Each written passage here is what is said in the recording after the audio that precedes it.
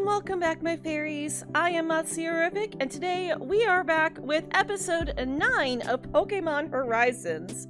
So, in the last episode, we got to meet Dot, learned a little bit more about her. We got absolute confirmation that she is definitely Guruling, the Poketuber that Liko has been watching this entire time.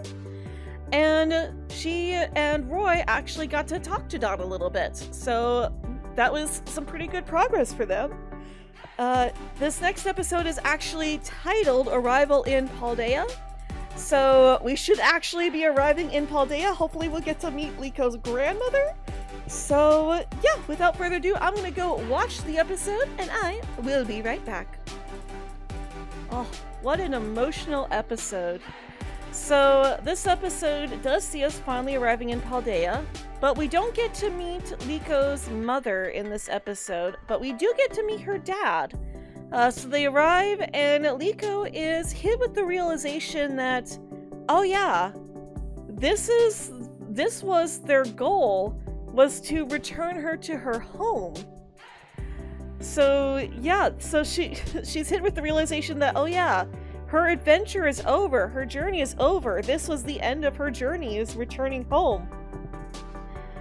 So she, Roy, and Freed all go to visit with her mom, and they also do a bit of shopping, but her mom is busy. She's away doing a field trip, so I guess that means she's a teacher. But we do get to meet Liko's dad, who is a painter and an illustrator, which I thought was really fun.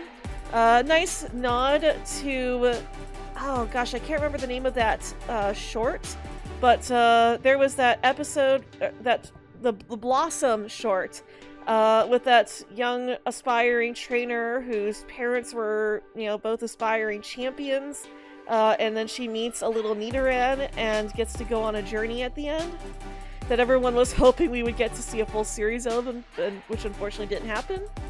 But yeah, it was a nice little nod to that, to the fact that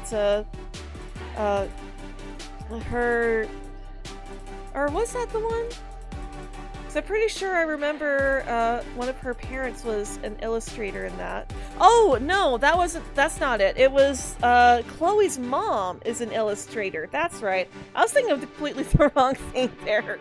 But yeah, in Pokemon Journeys, Chloe's mom is an illustrator, so it's like, oh, that's cool that Liko's dad is an illustrator too.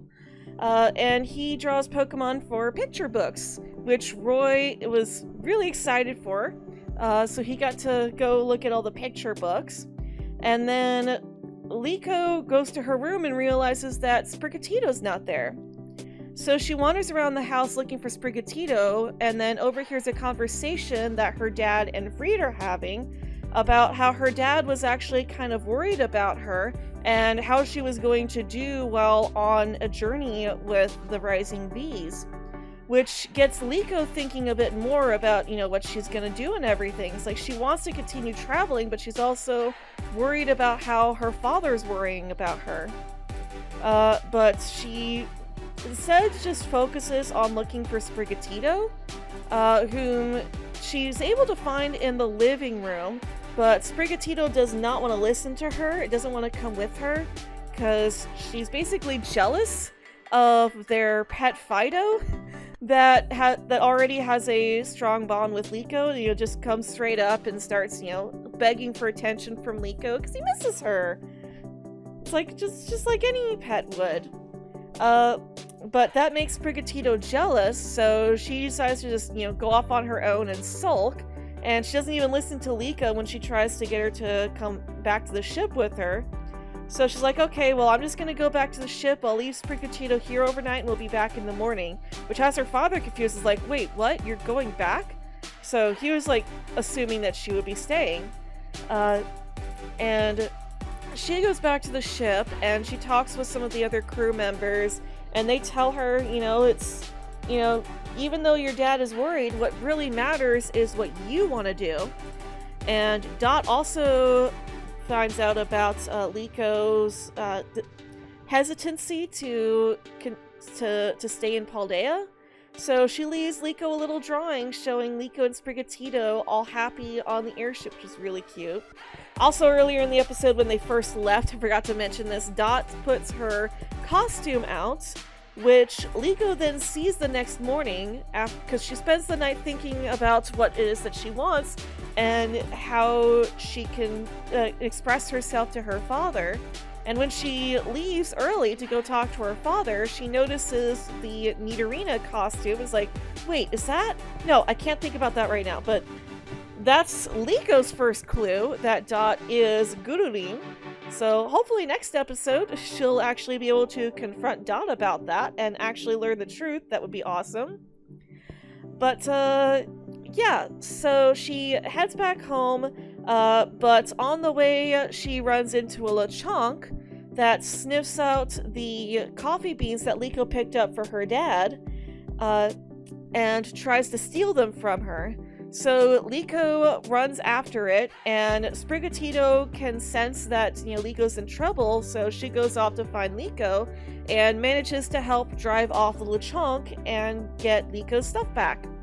So Fried also makes it to the house, and he's concerned that Liko's not there.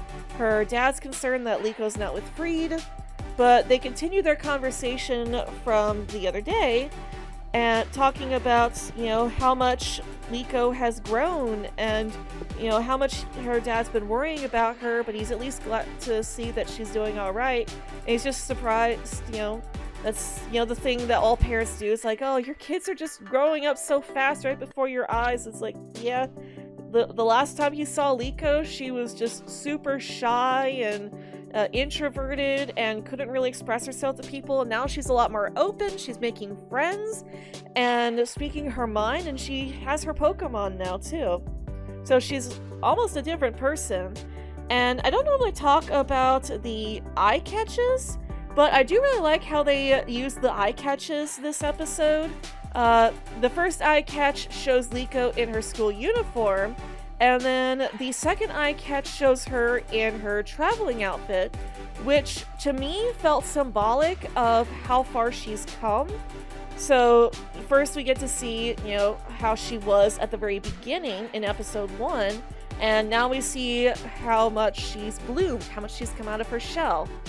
And I use the balloon analogy because of, Dot's hair, which, I mentioned before that it's like a cherub, all closed up, but I kind of forgot to mention that she also pulls her hair back when she gets into costume and ready to stream. So that's kind of like she's blooming. She pulls her hair back, so she's turned into the bloom form of a cherub.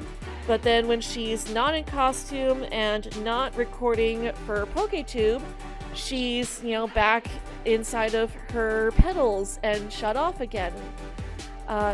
So it's nice seeing that little comparison between Dot and Liko.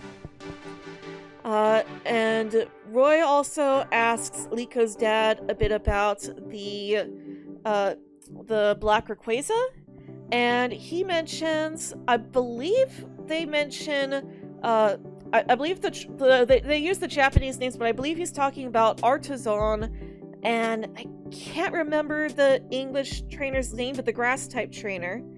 Yeah, he's talking about, a painter in this other city. It's like, oh, there's probably referring to the grass-type gym leader at Artazon. It's like, yeah, he might have a bit more information about it. So looks like we're going to Artazon next episode. So yeah, look forward to that. If you enjoyed this video, then be sure to leave a like, comment down below, and subscribe for more videos from me. We do all sorts of fun stuff on this channel, including playing video games, we do art, and also sometimes talk about cartoons and anime. So if you enjoy this stuff, then be sure to ring that bell icon and end this video. Thank you guys for watching, and as always, I hope you all have a very magical day.